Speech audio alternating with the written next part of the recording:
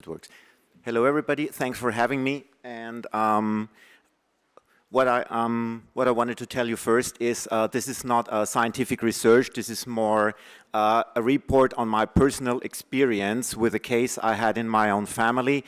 But more on that later. First of all, a little bit about me. Well, as you already heard, my name is Ralph Möller, or I'm Ralph. I did game studies and game-based media education on the university in Krems, and I'm married. I don't have kids of my own, but when it comes to kids in gaming, we have a large family, and one case was presented to me, and this is why I'm standing here now and telling you what happened here. Okay. Monetizing minors. Before I begin, I need to tell you one thing. This is for my own protection, actually. I'm talking about some legal issues in my talk, but I'm not a lawyer. I don't work in the legal industry, and therefore I cannot give you any legal advice or any legal information. So everything I'm telling you here is personal experience and not legal information. If you need that, please talk to your lawyer or to the corporations that professionals in this. Okay, making money. We need to talk about numbers first because in the gaming industry, according to my sources, we have 2.8 billion gamers playing games worldwide. Activision in 2017 published their revenue from microtransactions alone to be $4 billion. And in 2020, Juniper researched, it's a bit small, but I can read, reported $15 billion to be made in, to be made in in-game currencies and loot box sales alone. And in 2021, the whole gaming industry revenue was numbered at $178 billion. Why am I telling you this? Because in my own family, we had a case of a kid spending €800 on in-game content without any consent from parents or from the family. And that case was brought to me because I'm pretty much the IT guy in the family, and every time something comes up that has anything to do with a computer, they come to me and they told me, well, we've been hacked, we've been frauded, $800 are gone, or €800 are gone, have been deducted from the credit card from the kid's grandmother.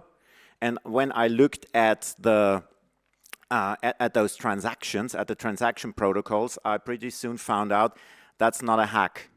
That was done by the kid himself. And when I tried to find out what was happening, I found out that the kid had, and how that happened, I'll tell you a little bit later on, the kid had entered the grandmother's credit card data into the game engine and bought in-game content. In that case, it was Fortnite. Well, and when you're alone in a case like that, a good advice would be to turn to a consumer council. I turned to the Austrian Consumer Council, and they sent me a report done by the Norwegian Consumer Council, who had already been involved in several cases which were comparable to my case, where kids had spent parents' money without consent, and they found out several things. And their report, if you want to look it up, I think it's online. It's called Insert Coin, How the Gaming Industry Exploits Consumers Using Loot Boxes.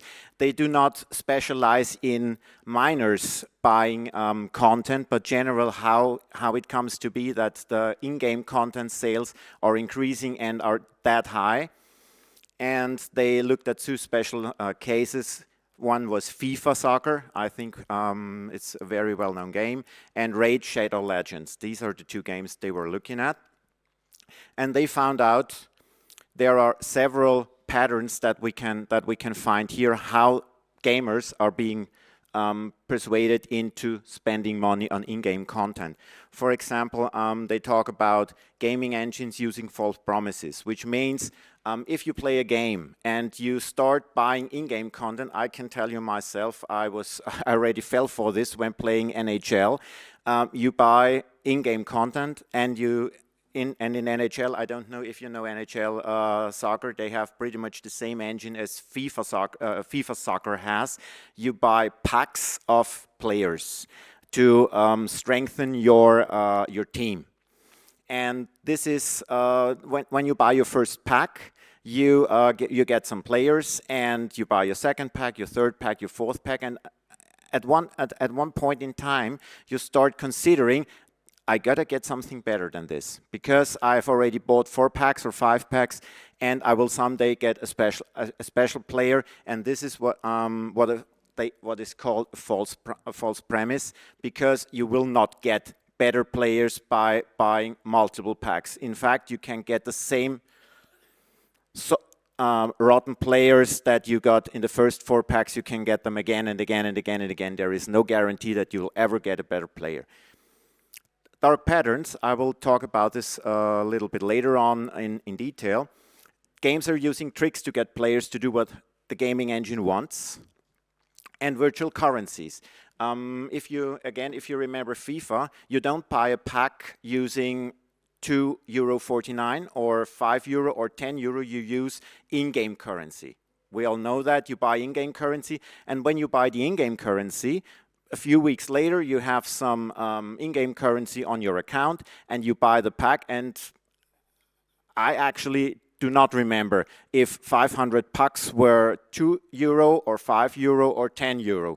You'll find out when you have your next transaction on your credit card, but in the first place, you just don't remember. And this is, of course, a masking of the actual cost.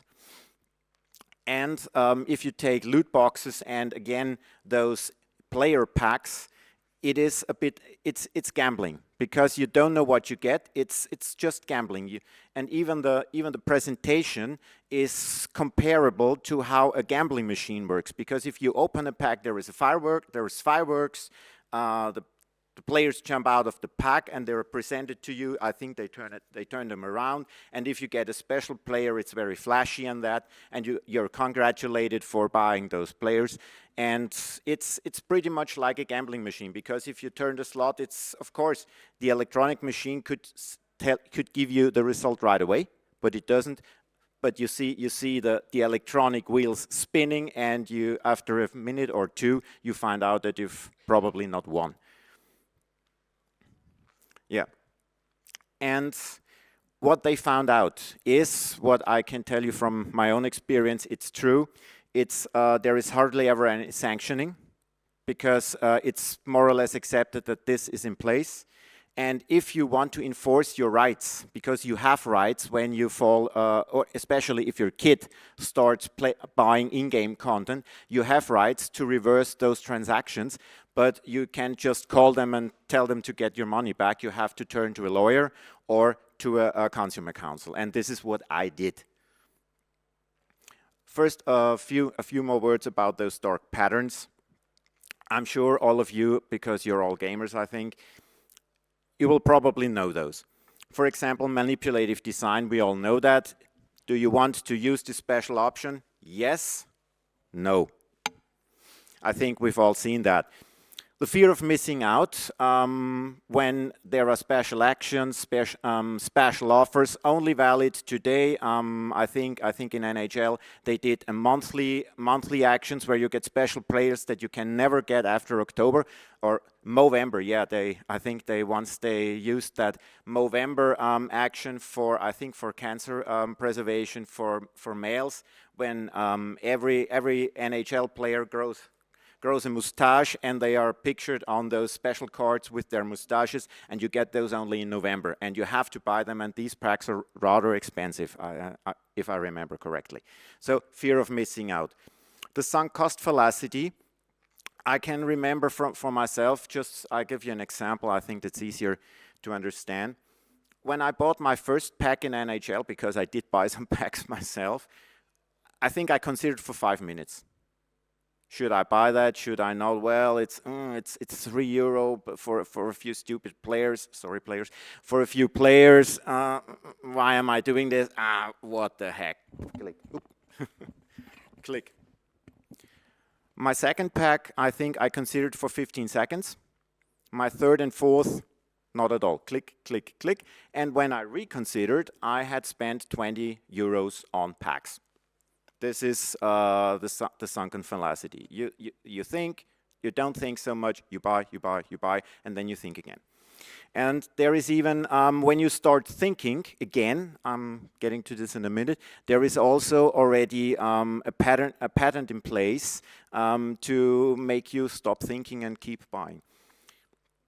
Visibility of heroes, I think everybody who plays a leagued game knows that. Well, there are the top 10, and I myself am number 41,735. I'd like to increase I'd like to get better, I'd like to increase my rank. What do I need to do? Perhaps you can start buying the special sword of whatever to enter the special dungeon of whatever, but this sword costs 70,000 diamonds, and if you want the 70,000 diamonds, and so on and so on. The gambler's fallacy is pretty much, I have bought 20 packs, I have bought 30 packs, I have bought 40 packs. I must score someday. This is pretty much the same thing we know from gambling, from Las Vegas, from Gumboldskirchen, wherever there's a slot machine standing. If you start gambling, you think, I have to win. I have to win. Someday I'm gonna win. But this one more time, and this is pretty much the same thing we see, or you will see in players playing games, in children playing games, and this is the problem. It's often kids. And the social pressure, and I think we heard some words on that before. You play the game using your default skin. Well, you suck. So you have to get something to become special within the game, and the social pressure. And I saw that with the kid in my own family. One of the motivations he later claimed to have to buy in-game content was because the others thought he sucked. And as I said, there are already patents registered for Activision, for example, has these 2 patents registered. I got that information from the Verein für Konsumenteninformation of Austria. They have a patent where their engines start play matching new players with experienced players to get the new players to upgrade their gear as soon as possible, of course, for money. And the second patent targets players who start thinking again. So why am I really playing the game? Perhaps I should slow down a little, and then you get special offers, only for you, tailor-made. Would you really like to buy? We can give you a special offer. Stay within this league, finish this league within the next 2 weeks, and you will get 500 extra points. And this is targeted especially at players where the engine finds out that their play time decreases, just to keep them in the game. And a company called Kabam has filed a patent which gives them the opportunity to find out players with stronger financial backgrounds. I think you call them whales sometimes, to get to spend the extra money in the game and within the game. Yeah. Okay, now about FIFA and the first consumer case. This is not the case I was personally involved in, but I was given information about that case through a presentation and an article the VKI published, I think, a year ago. There was an Austrian kid spending €4,000 on FIFA content within, I think, 2 hours.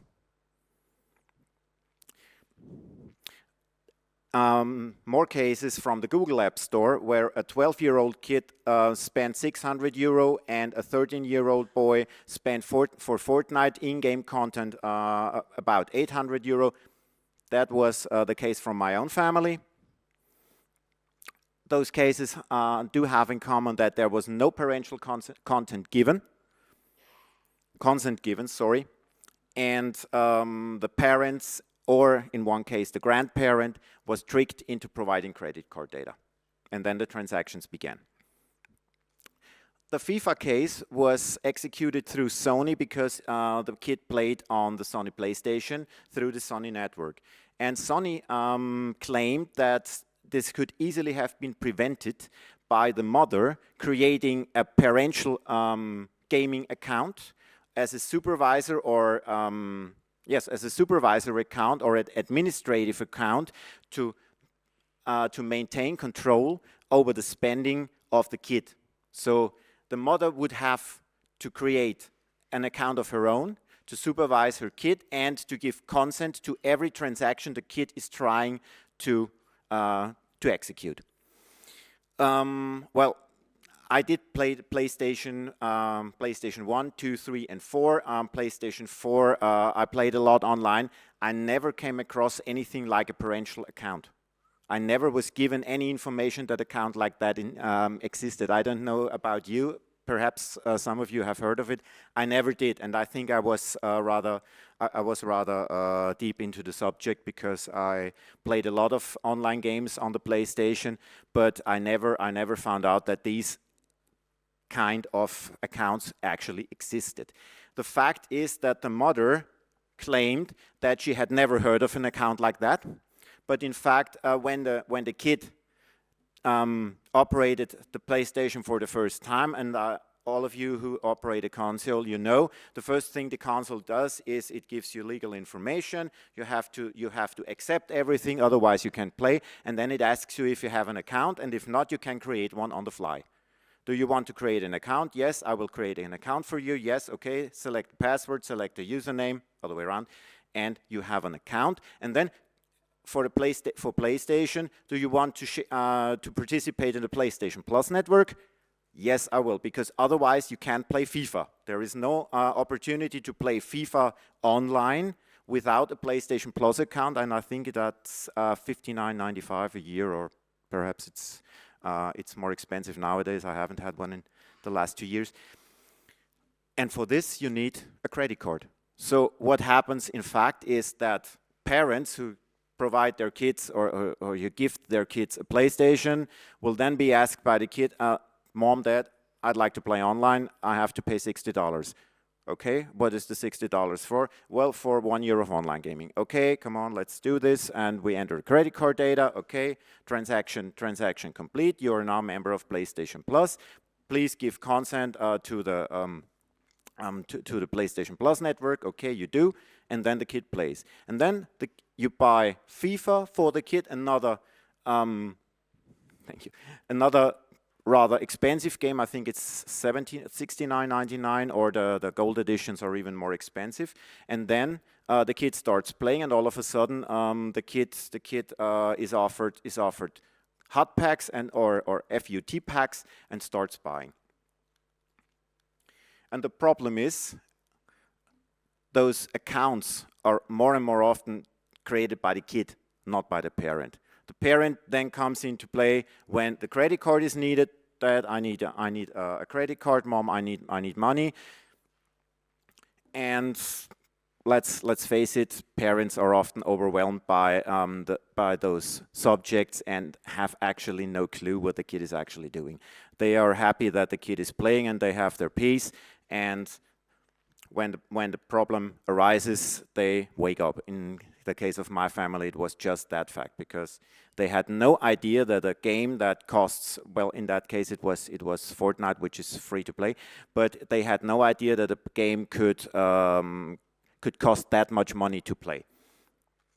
Perhaps you've already yourself also felt what I call account fatigue. It's not only for the PlayStation network or for all these networks. You need an account for pretty much everything you want to do, be it gaming, be it work, be it your delivery company, your food delivery company. You want to reserve a seat in a restaurant, you need for some you even need an account fatigue. So the parents push these subjects away from themselves because the gaming is the kids' thing. It's not the parents' thing until, well, things like the one I'm telling you about happen. and they do not consider monetary impact, because FIFA, if you consider the 4,000 euro for FIFA, the mother also claimed, well, that is an 80 euro game. Why does it cost money to play extra? Because you don't have it on your radar. If you're not familiar with the gaming industry, and most parents aren't, they just think they they order the game from Amazon or walk to a MediaMarkt or whatever, buy the game, give it to the kid for birthday, for Christmas, and that's it. And that this is just the beginning, or the top of the tip of the iceberg. Well, they find out the hard way. So the facts are, no parental consent was given to those transactions that happened here in those cases I was telling you about, and the parents are often tricked into providing credit card data. In the case in my family, the grandmother was told, "Grandmother, I need a credit card just to prove that I may play the game, because you're not entitled to play the game if you don't provide credit card data." Okay, and as I've only got 1 more minute left, sorry, I will cut this short. In Austria, we have a consumer law. Okay, sorry. We have a consumer law that tells us, or that provides protection for minors, which means children under 14 are not entitled to transaction of that amount. A kid is entitled to purchase something for what they call pocket money. So this means a kid can buy ice cream, a kid can go to a supermarket and buy food, but a kid cannot spend 800 euro, 4,000 euro on online gaming. And the right of a customer, which is the parent, without consent. And the right of the parent or of the consumer is to reverse that transaction, but this needs to be enforced. Perhaps if you're interested, I'll tell you about my case, because we are still fighting for the money, to get the money back, but there are ways. And what I want to encourage you is, if anything like this happens in your own surrounding, in your own family, you hear it from friends, encourage them to contact the consumer information centers because they will try to enforce legally that you get your money back. It's a hard way, but I think the industry needs to learn that they can't just take money from 12-year-old kids at an amount like that. It's okay if a kid spends 25 euros on a pack, in my own opinion, but it's not okay if he spends 2,500 euro or more. This is what happened when I tried to enforce a payback. Fortnite at least answered my plea personally, but still they provided a lot of footfalls for us, so we are still fighting to get the money back. But it's very hard. But if you want to file a case, file it in Austria with a WKI. In other countries, I think pretty much every European country has an organization like that, and they are very interested in those cases, because in Austria they are currently collecting cases to make a collective legal action against those companies keeping the money in. So the summary is, and I think I've run out of time. Take action, inform, assist people who need help. In my case, well, it was not my money, but it's the family, and insist when these companies try to brush you off. And this way, I think we can keep at least some kids from being monetized by the industry. These are the sources I used for this, for my research, for my family project. And you can talk to those people. They're really interested in any case they can find. Okay, that's it from my point. Thank you very much.